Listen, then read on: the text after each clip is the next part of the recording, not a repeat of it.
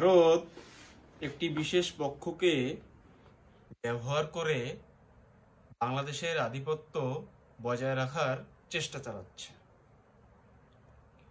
এবং এই ট্র্যাপের ভিতরে অনেক রাজনৈতিক দল অলরেডি পা দিয়ে ফেলেছে, যেটা বাংলাদেশের রাজনীতিতে একটা অশনি সংকেত।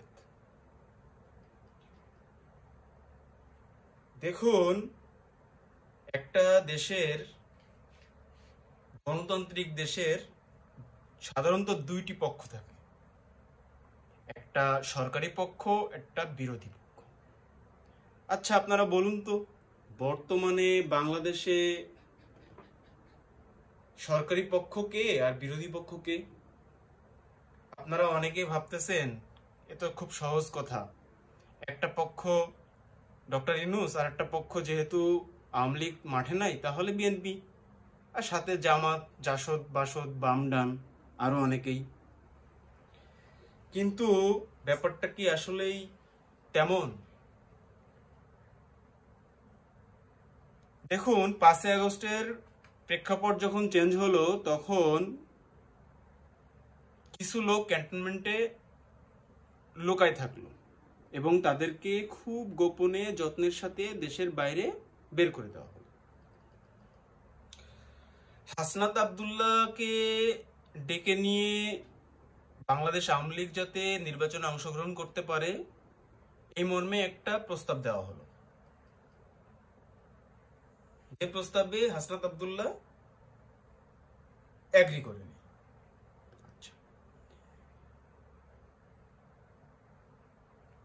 কথা হচ্ছে,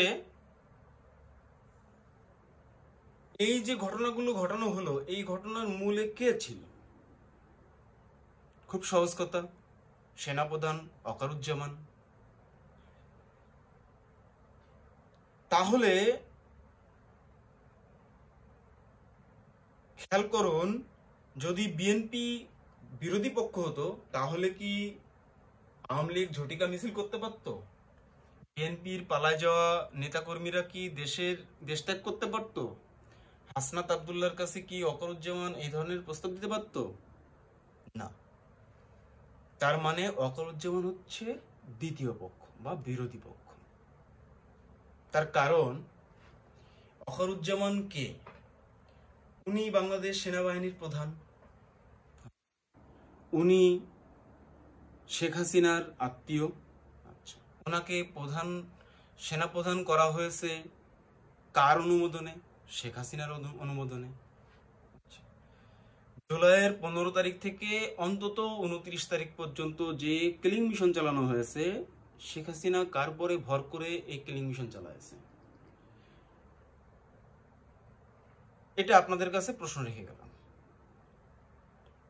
দেখুন, একটা পক্ষ, বিশেষ করে ডক্টর ইউনূসের বিরোধী পক্ষ, ক্রমাগত এক জায়গায় জড়ো হচ্ছে। এখানে আওয়ামী লীগের কিছু নেতা আছে এবং বাংলাদেশের আওয়ামী লীগ সমর্থিত, যারা মূলত আওয়ামী লীগকে বিপদে ফেলে আছে, এই ধরনের কিছু ব্যবসায়ী গোষ্ঠী আছে। সাথে আরো অনেক XYZ লোক আছে, প্লাস জামাত ইসলাম এর ভিতরে ইনক্লুড। তারা একবার যায়, একবার বের হয়। তারা আসলে ঠিক পলিসি ঠিক করতে পারতেছে না তারা আসলে কি করবে। জামাত ইসলাম একবার বের হয়, একবার আসে, একবার বের হয়, একবার আসে। আচ্ছা, তাহলে আমরা আমাদের রাষ্ট্রের দুটি পক্ষ পেয়ে গেলাম, একটা ডক্টর মোহাম্মদ ইউনূস আর একটা ওয়াকারুজ্জামান এবং তার গং। এই যে পক্ষ, এই পক্ষটা ভারতের প্রত্যক্ষ এবং পরোক্ষ ইন্ধনে বাংলাদেশে কিছু কার্যক্রম পরিচালনা করতেছে এবং রাজনৈতিক দলগুলোকে ভারতমুখী করার জন্য প্যাট্রোনাইজ করতেছে।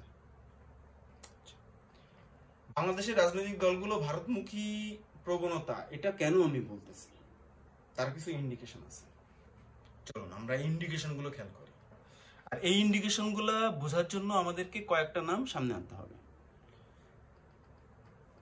বিএনপির মির্জা ফখরুল ইসলাম আলমগীর, সেনাপ্রধান ওয়াকারুজ্জামান, ভারতের পররাষ্ট্র সচিব বিক্রম মিস্ত্রি এবং কালবালা পত্রিকার সম্পাদক সন্তোষ শর্মা। 5 আগস্টের পরে অনেক কিছু ঘটেছে, যার বর্ণনা আপনাদের সামনে পেশ করতে চাচ্ছি না। অনেক কিছু খোলামেলা আলোচনা করা যায় না। দেখুন, খুব রিসেন্টলি মির্জা ফখরুল ইসলাম আলমগীর চিকিৎসার জন্য সিঙ্গাপুর গেল 6 তারিখ। 7 তারিখ ওয়াকারুজ্জামান রাশিয়া সফরে গেল। 6 থেকে 10 তারিখ একটা বিশেষ প্রোগ্রামে অ্যাটেন্ড করার জন্য জামাত ইসলামের আমির ডক্টর শফিকুর রহমান সম্ভবত উনি লন্ডনে গেল, ইউরোপে গেল আর কি। ওই প্রোগ্রাম শেষ করে উনি 11 এবং 12 তারিখ লন্ডন সফর করলেন এবং বেগম খালেদার সাথে সাক্ষাৎ করলেন। তার পরপরই একটা বিবৃতি দিলেন যে খুব শীঘ্রই নির্বাচন চাই বা দরকার। শফিকুর রহমান, মির্জা ফখরুল ইসলাম আলমগীর, ওয়াকারুজ্জামান সব একসাথে বিদেশ গমন, এটা কোইন্সিডেন্টও হইতে পারে, কিন্তু আমি আসলে কোইন্সিডেন্ট হিসেবে দেখতেছি না। দেখুন, সন্তোষ শর্মা ডিসেম্বরের 9 তারিখে বাংলাদেশে ভিজিটে আসে। এই ভিজিটে সেনাপ্রধানের সাথে বৈঠক হবে এমন কোনো সূচি ছিল না। এই ভিজিটের ভিতরে হঠাৎ বিক্রম মিস্ত্রি লোকচক্ষুর আড়ালে চলে গেলেন, তাকে খুঁজে পাওয়া যাচ্ছে না। পরবর্তীতে জানা গেল উনি সেনাপ্রধানের সাথে মিটিং এ আছেন। একটা দেশের পররাষ্ট্র সচিব সে কি অন্য একটা দেশের সেনাপ্রধানের সাথে গোপনে বৈঠক করতে পারে? আমার জানা নেই, আপনারা বলেন।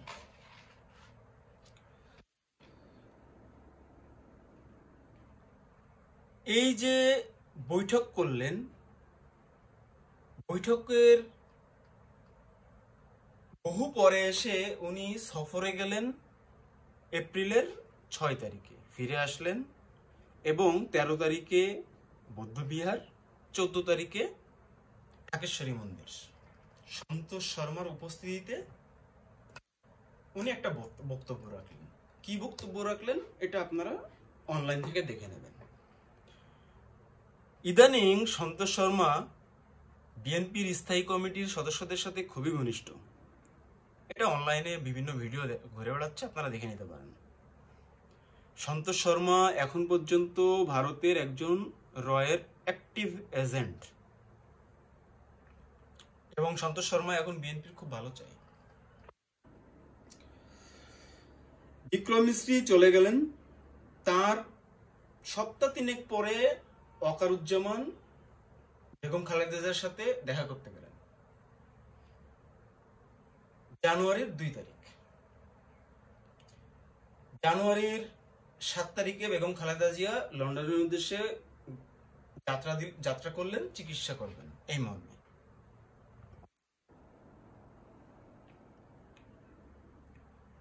এই যে ঘটনাগুলা, এগুলো আপনারা একটু মিলান। পাশাপাশি সন্তোষ শর্মা যখন বাংলাদেশে, বিক্রম মিস্ত্রি যখন বাংলাদেশে ভিজিট করেন এবং চলে যান, তার পরপরই ভারতের পক্ষ থেকে 2টা বাক্য খুব বারবার আলোচনা করা হয়েছে। একটা হচ্ছে একটা নির্বাচিত গভর্নমেন্ট লাগবে তাদের সাথে সম্পর্ক উন্নয়ন করার জন্য, আর একটা হচ্ছে বিএনপির সাথে দিল্লি সম্পর্ক উন্নয়ন করতে চায়, কিন্তু জামাতের সাথে তাদেরকে কাট অফ করতে হবে, অর্থাৎ সম্পর্ক ছিন্ন করতে হবে। এই যে বক্তব্য 2টা আসার পরপরই ফজলুর রহমান, বিএনপির নেতা, খুব জোরালোভাবে কয়েকটা বক্তব্য প্রচার করার চেষ্টা করলো। 1 নম্বর, 71-এর চেতনা, স্বাধীনতা বিরোধী, রাজাকার, আলবদর, আল শামস, এই টাইপের। জনগণ যেটা খুব ভালোভাবে নেয়। শামসুজ্জামান দুদু, উনি মিজানুর রহমান আজহারীর যশোরের একটা মাহফিলের একটা উক্তিকে নিয়ে বেশ তুচ্ছ তাচ্ছিল্য করলেন। উক্তিটা ছিল একদল খেয়েছে আর একদল খাওয়ার জন্য রেডি। উনি মিজানুর রহমান আজহারী কোনো দলকে ইন্ডিকেট করেন নাই, কিন্তু শামসুজ্জামান দুদু নিজেদের গাড়ে এই কথাটা নিয়ে খুব বাজেভাবে অ্যাপ্রোচ করেছে, যার কারণে জনগণ কিন্তু তাকেও খুব ভালোভাবে নেয়নি। মির্জা আব্বাস, পিনাক্কি ভট্টাচার্য, ইলিয়াস হোসেন, মিল্টন, কনক সরোয়ার, তারা বিএনপির বিপদের সময় প্রতিনিয়ত ভিডিও বানাইছে এবং তাদের পক্ষে অ্যাক্টিভিটি চালাই গেছে। তাদেরকে পর্যন্ত মির্জা আব্বাস খুব বাজেভাবে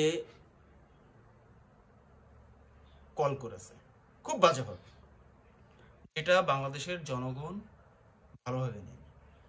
আচ্ছা, 5 আগস্টের পরে বিএনপির একটা অ্যাক্টিভিটি দেখান আমাকে, যেটা বিএনপিকে পজিটিভলি প্রেজেন্ট করেছে। আমি খুঁজে পাচ্ছি না, আপনারা যদি পান তাহলে আমাকে কমেন্টে জানাবেন। আর ঠিক এই ঘটনাগুলোর কারণেই বিএনপির প্রতি জনগণের আস্থা কমেছে এবং বিএনপিরও জনপ্রিয়তা কমেছে, যেটা বিএনপি উপলব্ধি করেছে। আর এই সুযোগটাকেই ভারত কাজে লাগিয়েছে একটি গোষ্ঠীকে দিয়ে। সেই গোষ্ঠী যারা বিএনপিকে ডাইভার্ট করেছে ভারতের দাদাগিরি মেনে নেওয়ার জন্য, যাতে ভারতের দাদাগিরি মেনে নিয়ে ভারতের অধীনে বাংলাদেশের ক্ষমতায় বসে। কারণ বিএনপির একটা ভিতরে ভিতরে একটা ভয় কাজ করে যে আমরা কি ক্ষমতায় আসলে দেশ চালাইতে পারবো ভারতের আধিপত্য ছাড়া। কিন্তু ব্যাপারটা একটু সূক্ষ্মভাবে যদি আমরা আলোচনা করি, সেটা হচ্ছে বুঝলাম যে বিএনপির প্রতি বাংলাদেশের জনগণের আস্থা নাই এবং তারা জনগণ অসন্তুষ্ট বিএনপির প্রতি। এখন যদি এটা নির্বাচন হয় তাহলে বাংলাদেশের মানুষের হাতে বিকল্প কি আছে? ভোট কাকে দেবে? আমি তো আওয়ামী লীগকে মাঠে দেখতেছি না এবং তাদেরকে অদূর ভবিষ্যতেও আমি দেখার সম্ভাবনা মনে করি না। তাহলে তো ফাঁকা মাঠ, খুব ইজিলি গোল দেওয়া যায়। কিন্তু ব্যাপারটা ওরকম না, এটা বিএনপি বুঝতে পেরেছে। সংস্কার ছাড়া বাংলাদেশে কোনো নির্বাচন হবে না এবং ডক্টর ইউনূস চাই এই সংস্কারের মাধ্যমে সবাই নির্বাচনে অংশগ্রহণ করবে। আর যে নির্বাচনে বিএনপির জয়লাভ করা খুবই জটিল হয়ে যাবে, সমীকরণটা অনেক জটিল হবে। এই কারণে তারা ভারতের পরে ভর করেছে। দেখেন ভারতের পরে কেন ভর করলো, এর কারণটা কি? এর কারণটা যদি আমরা খুঁজি তাহলে আমাদেরকে 2001 সালে ফিরে যেতে হবে। 2001 সালে বাংলাদেশ ন্যাশনাল পার্টি অর্থাৎ বিএনপি ক্ষমতায় আসছিল। তারা ক্ষমতা গ্রহণের সাথে সাথেই বিএমপি নামক একটা সংগঠনের উত্থান হয়, যে সংগঠনটা ছিল মূলত সশস্ত্র, অর্থাৎ তারা অস্ত্র বহন করে।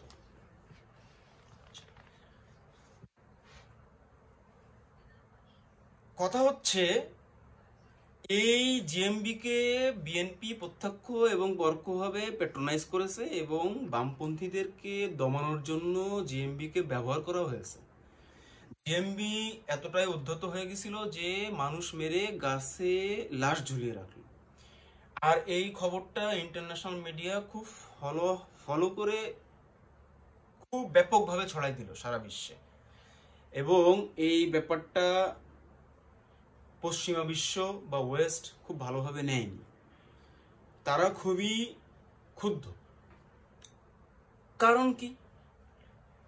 কারণ তারা যে ডেমোক্রেসি এস্টাবলিশ করতে চায়, বিএনপি কি ওই সময় ওই ডেমোক্রেসি প্র্যাকটিস করেছে? একদিকে বিএনপি মনোভাবটা এমন যে I was elected by the people, since I have the majority, I have absolute power to govern this country according to my rules. On the other hand, খুব মজার ব্যাপার, তারা জেএমবি কে patronise করতেছে। এটা কি ওয়েস্টের ডেমোক্রেসির সাথে যায় নাকি সাংঘর্ষিক? আমার আসলে বোধগম্য হয় না বিএনপির ওই সময়কার পলিটিক্সটা কি ছিল।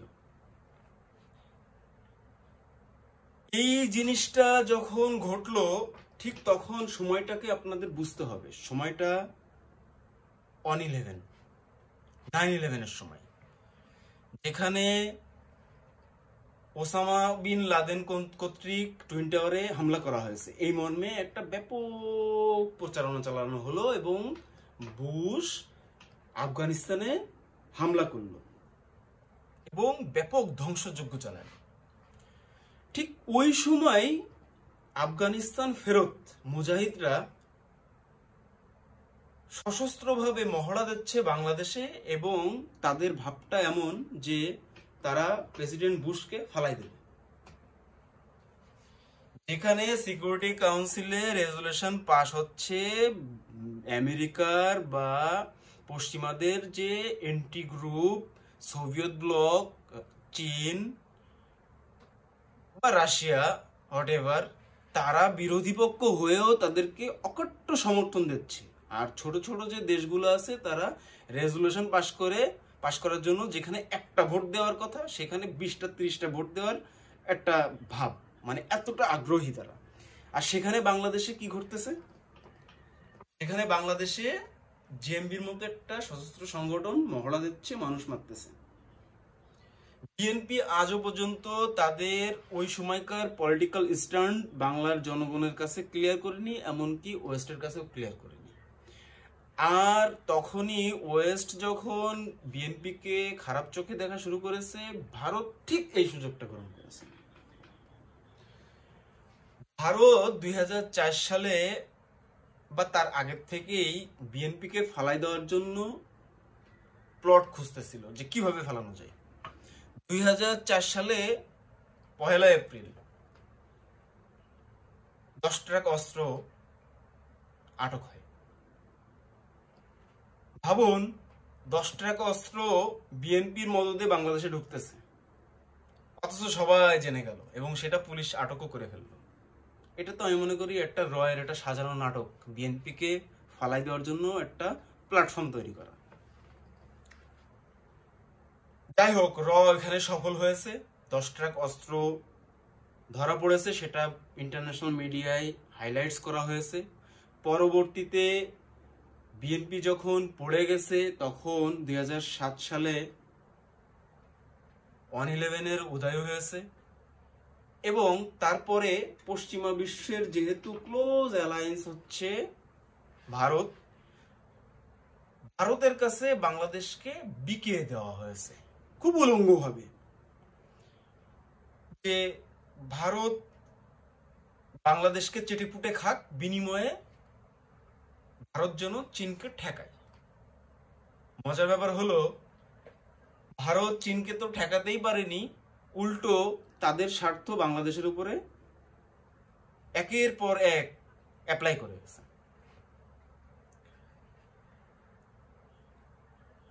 এই যে প্রেক্ষাপটটা তৈরি করেছিল বিএনপি, এখনো পর্যন্ত বিএনপি এই যে তাদের কি পলিটিক্স ছিল সেটা এখনো পর্যন্ত বাংলার জনগণের কাছে ক্লিয়ার করেনি। আর ঠিক এই দুর্বল জায়গাটার কারণেই বিএনপি এখন ভারতমুখী হচ্ছে, যে দাদাদের সমর্থন ছাড়া আমরা ক্ষমতায় টিকতে পারবো না, এবং একটি পক্ষ তাদেরকে বোঝাইতে সক্ষম হয়েছে যে দাদাদের কাছে যাও।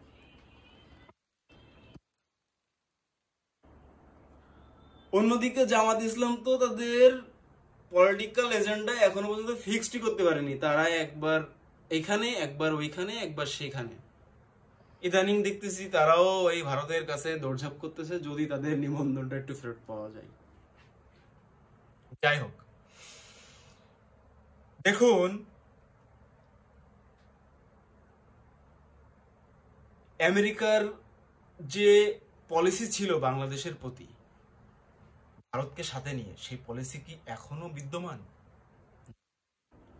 কারণ ভারত যে কাজটা করেছে তাতে আমেরিকার কোনো স্বার্থ হাসিল হয়নি, বরঞ্চ তাদের স্বার্থ ক্ষুণ্ণ হয়েছে।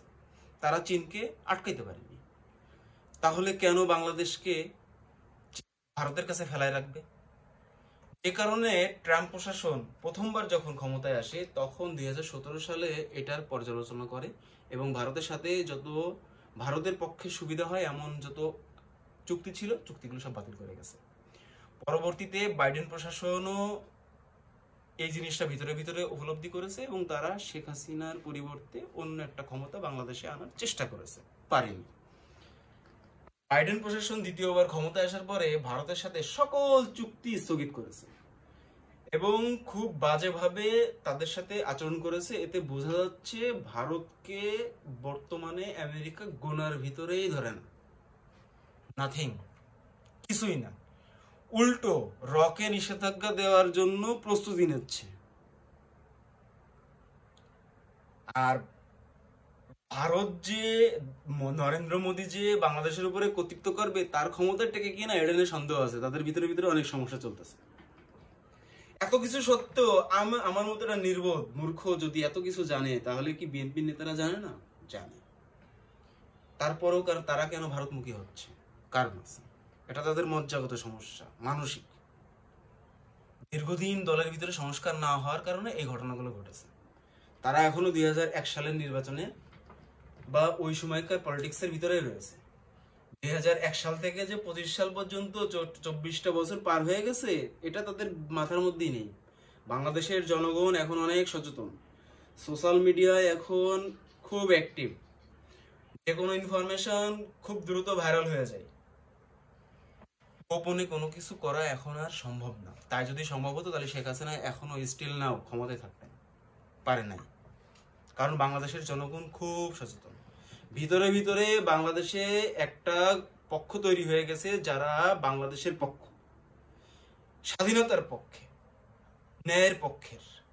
তারা ডক্টর ইউনূস সাহেবের সরকারকে চাতক পাখির মতো পাহারা দিচ্ছে, যার কারণে ওই যে বিরোধী পক্ষ এরা কিছুই করতে পারতেছে না। তারা যদি কিছু করতে চায় এই পক্ষটা আবার রাস্তায় নামবে, এরা রক্ত দেওয়ার জন্য প্রস্তুত। যাই হোক, বাংলাদেশের জনগণ এত বোকা না যে কেউ ইন্ডিয়ার কর্তৃত্ব নিয়ে বাংলাদেশের ক্ষমতার আসনে বসে যাবে আর বাংলাদেশের জনগণ সেটা মেনে নেবে, এটা আর সম্ভব না। আর এই জিনিসটা যদি বিএনপি, জামাত বা অন্য কোনো দল না বুঝতে পারে তাহলে এরা ইতিহাসের পাতায় খুব জঘন্যভাবে স্থান করে নেবে। যাই হোক, আপনারা সবাই ভালো থাকবেন। আল্লাহ হাফেজ।